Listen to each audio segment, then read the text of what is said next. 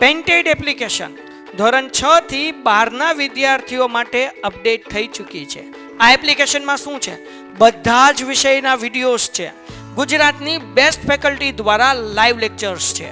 IMP પ્રશ્ન છે, test series છે અને ગુજરાતના તમામ વિદ્યાર્થીઓ સાથે તમે તમારી કમ્પેરિઝન કરી શકો છો.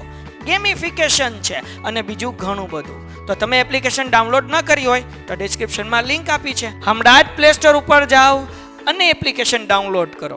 ઘરે બેઠીને સરસ મજાનું ગુજરાતની જોરદાર ફેકલ્ટી સાથે ભણો, સારા માર્ક્સે પાસ થાઓ.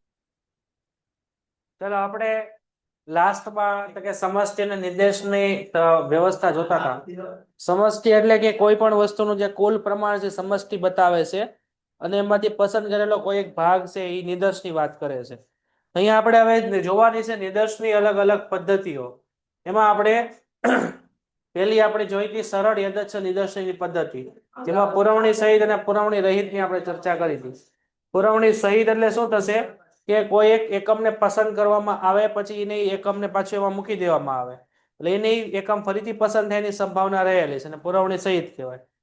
અને પુરવણી રહિત એટલે કોઈ એક એકમને સમષ્ટિમાંથી પસંદ કરવામાં આવે ત્યારે પછી એને પાછું ન મૂકવામાં આવે, બરોબર છે, અને એની પસંદગી થવાની સંભાવના એમાં ન રહે.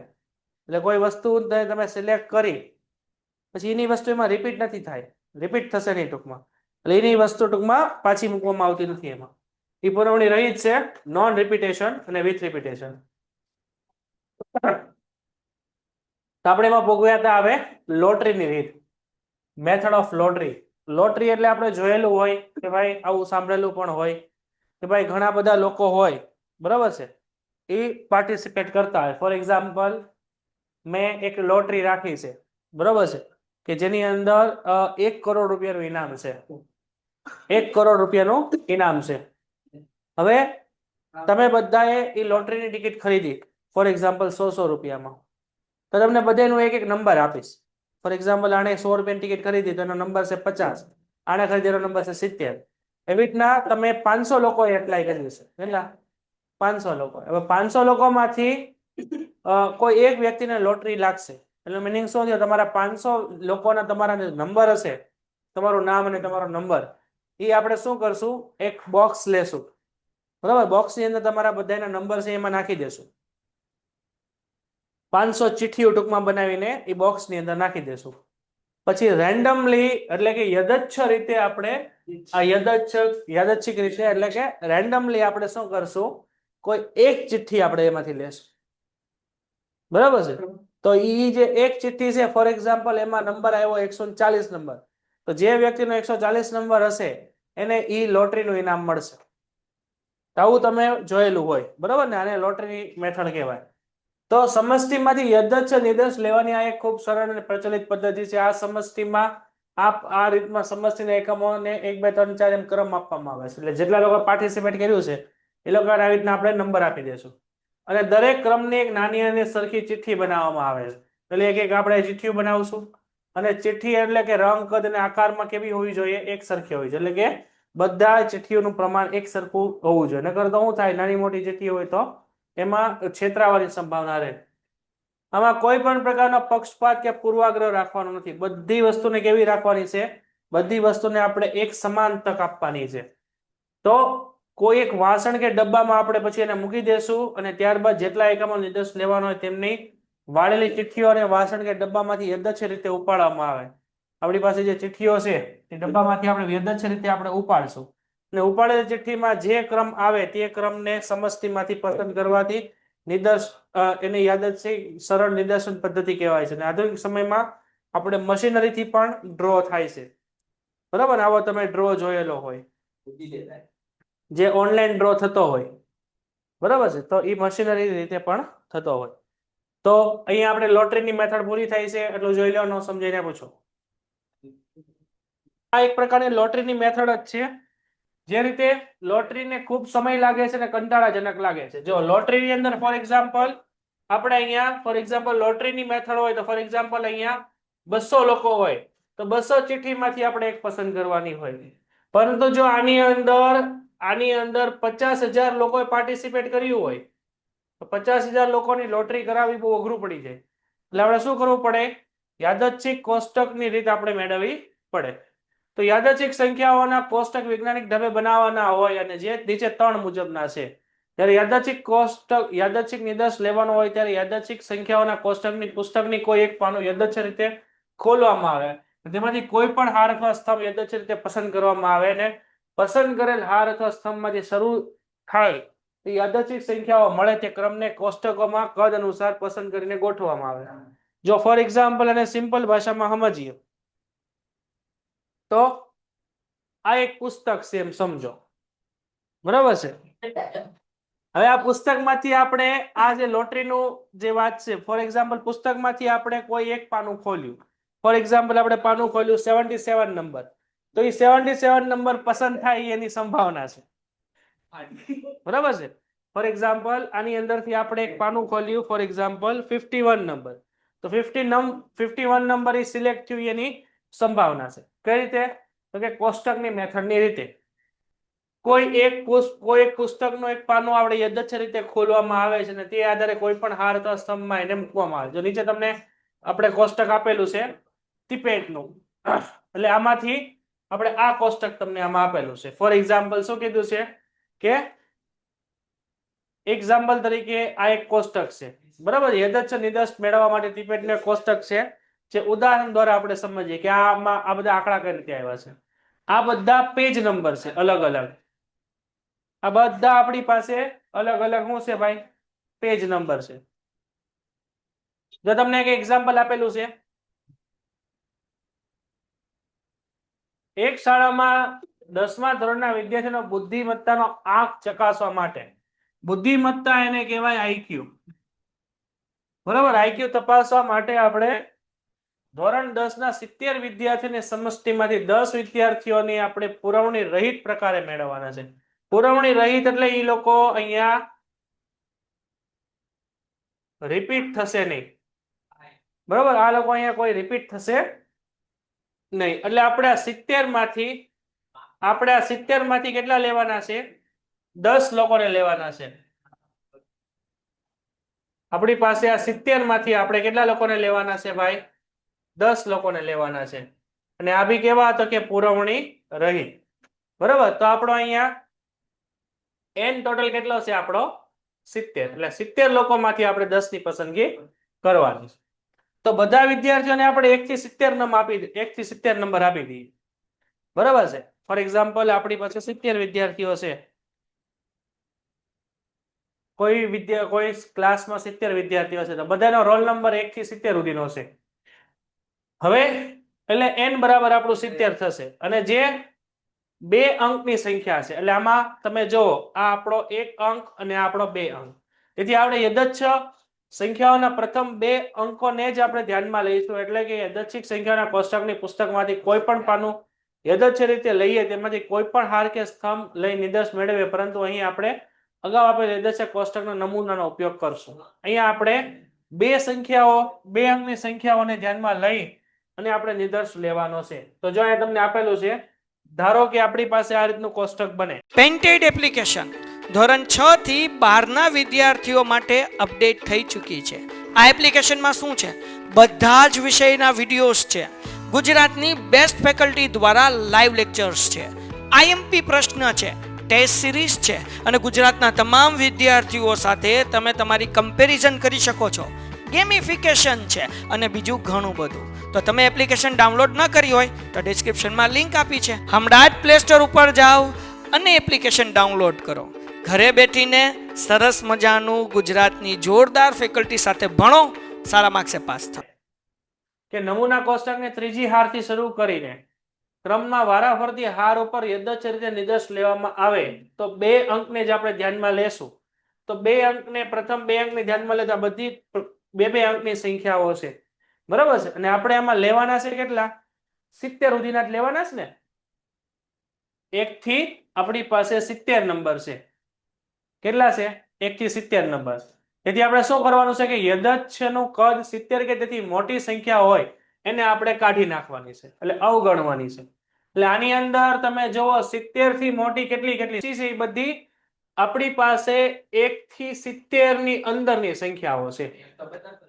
બરાબર છે, એક નો એટલે આ યદ જ છે તે પસંદ કરેલું છે, એટલે એક આવે એવું જરૂરી નથી.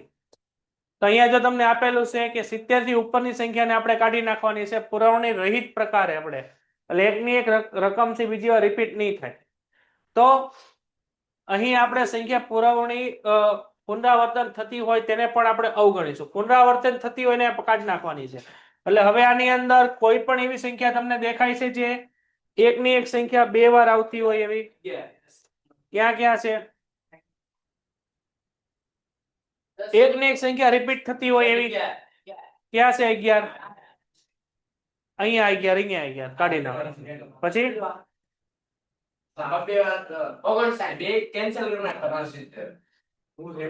પછી ક્યાં છે?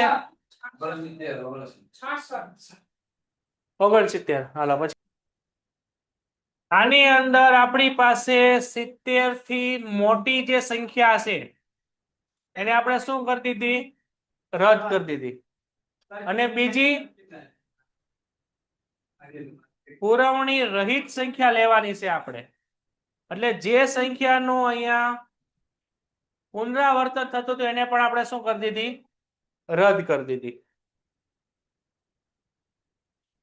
બરાબર છે. અહીંયા આપણે જે બી સંખ્યા રિપીટ થશે એને આપણે કાઢી નાખીશું. તો આ રીતે આટલું આપણે કોષ્ટક મળે છે જેમાં 70 થી ઉપરની પણ સંખ્યા નથી અને એકની એક સંખ્યા બીજી વાર રિપીટ નથી થતી. તો આપણે 10 પદનો આપણે એકમ લેવાનો છે, તો આપણે પ્રથમ 10 સંખ્યાઓને આપણે પસંદ કરીએ. અહીંયા પ્રથમ 10 સંખ્યા આપણે શું લેવા પસંદ કરી છે? પ્રથમ 10 સંખ્યાઓ લેવા પસંદ કરી કારણ કે આપણે 70 વિદ્યાર્થીઓ છે ને, 70 વિદ્યાર્થીઓમાંથી આપણે 10 વિદ્યાર્થીઓને આપણે શું કરવાના છે? પસંદ.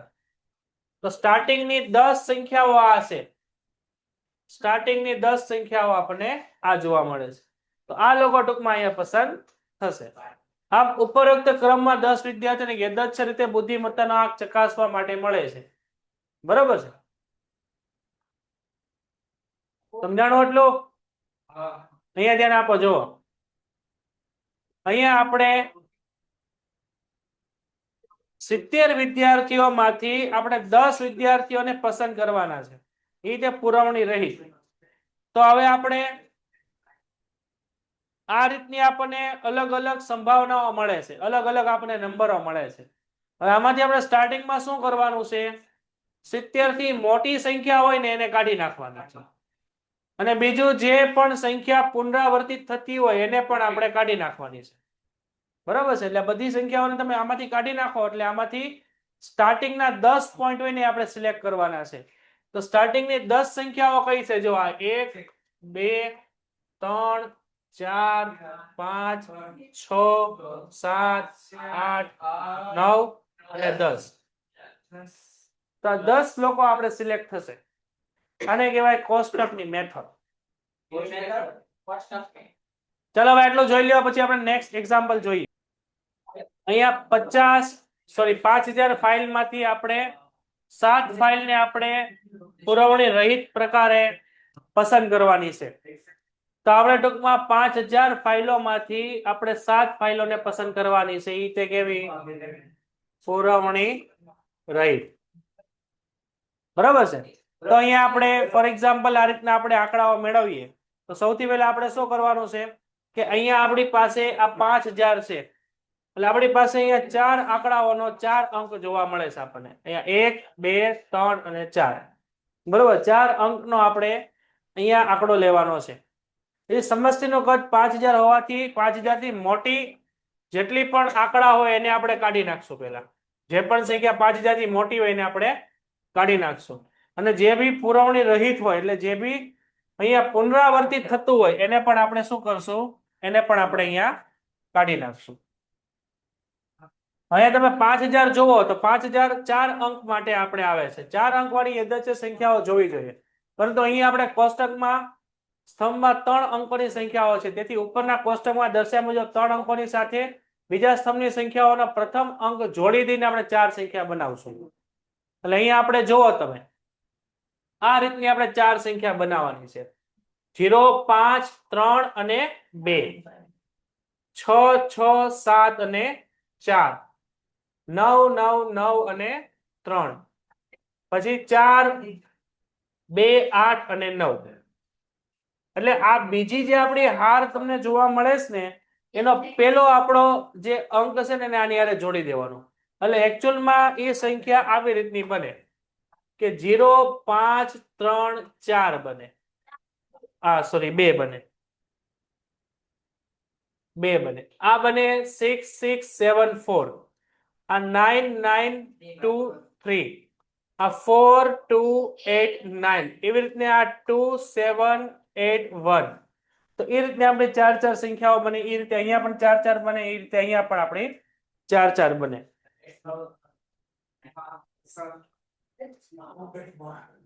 તો તેથી 4 અંકવાળી સંખ્યાઓ હોવી જોઈએ, પરંતુ અહીં આપેલ 3 સંખ્યાઓને બીજી કોષ્ટકમાંથી આપણે એક સંખ્યા લઈ લઈએ એટલે 4 સંખ્યાઓ થઈ જાય. તો 7 નો કદ આપણે નિર્દેશ પસંદ કરવાનો હશે એટલે આપણે સ્ટાર્ટિંગની 7 સંખ્યાઓને આપણે પસંદ કરશું. તો સ્ટાર્ટિંગની 7 સંખ્યાઓ તમે જુઓ કઈ કઈ છે આપણી પાસે 0 5 3 2 6 6 દેવાની બાય. તો ઉપરની સંખ્યા છે એને આપણે રદ કરી દેવાની. તો 100 થી ઉપરની કઈ કઈ સંખ્યા છે જુઓ 100 થી ઉપરની સંખ્યા કઈ છે? આ નીકળી જશે, પછી આ નીકળી જશે, પછી આ નીકળી જશે, આ નીકળી જશે, આ બધી સંખ્યાઓ નીકળી જશે. પછી બીજું તમને આપ્યું છે કે એવી સંખ્યાઓ કે જે રિપીટ થતી હોય એટલે જેનું આપણે પુનરાવર્તન થતું હોય એને આપણે રદ કરી દેવાની. આમાં પુનરાવર્તન કઈ કઈ રિપીટ થાય છે જુઓ કે રિપીટ નથી થતી. તો સ્ટાર્ટિંગના 1 થી 5 ને આપણે સિલેક્ટ કરી લેવાની. રિપીટ થતી હોય તો કાઢી નાખવાની. તો પહેલી સંખ્યા કઈ આવશે 0 18. બીજી પછી પછી પછી તો આટલી સંખ્યાઓ આવે 1 થી 5 1 2 3 4 5. રેડી છે ભાઈ એટલું? ઓકે. હવે આપણને આપ્યું છે એની નીચેની સંખ્યા કે એક વર્ગખંડમાં 70 વિદ્યાર્થીઓ ભણે છે, એમાંથી આપણે 7 વિદ્યાર્થીઓની પસંદગી કરવાની છે. કેવી? તો કે પુરવણી સહિત પસંદગી કરવાની છે. સહિત એટલે કે એકની એક વસ્તુ રિપીટ થતી હશે તો આપણે એને અલાઉડ કરવાનું છે. તો સૌથી પહેલા અહીંયા આપણે શું કરવું પડશે 70 ની સંખ્યા છે તો આપણે એને 2 સંખ્યામાં કન્વર્ટ કરવી પડશે. તો આને આપણે શું કરવું પડે? આનો કોષ્ટક બનાવવું પડે 27 નું 43 નું 23 નું જે હજી આપણે જોવાનું બાકી છે. આમાંથી 1 થી 50 આપણે લેવાનું છે તો 50 થી મોટી સંખ્યાને આપણે પહેલા કાઢી નાખવા આમાંથી. કેટલી સંખ્યા 50 થી મોટી છે જુઓ એક આ નીકળી જશે, એક આ નીકળી જશે, આ નીકળી જશે, આ નીકળી જશે, પછી આ નીકળી જશે, પછી 71 89 બસ. પછી આપણે શું કરવાનું છે સંખ્યા આપણે ગોતી લેવાની છે. કેટલી? તો કે એમાંથી આપણે 25 છે, 6 છે, 11 છે, 25 અને 25 આપણે અહીંયા પુરવણી સહિત આપણને કીધેલું છે. બરાબર છે? એટલે એ આપણે રિપીટ થશે. પછી 20 42 45 27 અને 40. તો આટલી સંખ્યાઓ આપણને મળે. હવે જો આની અંદર એક સંખ્યા રિપીટ થાય છે જુઓ તમે આ 25 અહીંયા રિપીટ થઈ છે, 25 અહીંયા રિપીટ થાય છે, પણ કન્ડિશન શું છે? પુરવણી સહિત. એટલે રિપીટ થવી જોઈએ. સહિત એટલે થવી જોઈએ. અને પછી આપ્યું પુરવણી રહિત. રહિત ની અંદર આપણે આની આ સંખ્યાને આપણે જોઈએ તો કઈ આવશે 25.